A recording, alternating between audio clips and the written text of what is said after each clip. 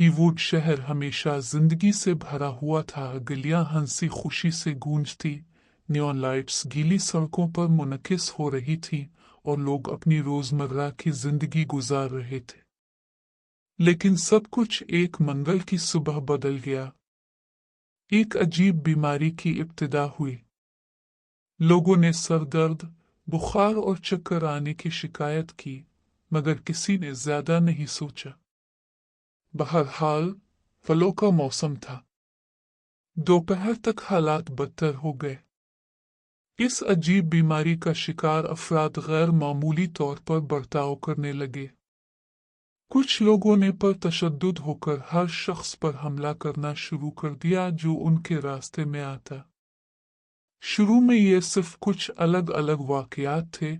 मकामी कैफे में किसी का बारिस्टा पर हमला करना, पार्क में एक दौड़ने वाले का अपने साथियों पर हमला करना। लेकिन शाम तक शहर में अफरा तफरी फैल चुकी थी। न्यूज चैनल्स शहर भर में तशद्दुद की रिपोर्ट कर रहे थे और लोगों की भीड़ें पनाह गज़नी के लिए दौड़ रही थी। ज्यादा वक्त नहीं गुजरा था कि हकीकत सामने आए। बीमारी सिर्फ फलों नहीं थी, ये कुछ कहीं ज्यादा बदतर था। मुतासरा अफराद सिर्फ पुरतशद्दुद नहीं थे, वो मुर्दा हो चुके थे। उनका जिस्म गलना शुरू हो चुका था और वो चलते फिरते थे। उनकी आंखों में एक पुरस्रार भूख थी। वो तेजी से एक तबाहकुन काबूस में बदल गया। सड़कों पर मुर्दा अफराद का गलबा था।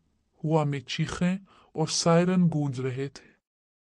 हुकूमत ने मार्शल लॉ नाफिज किया, लेकिन बहुत देर हो चुकी थी।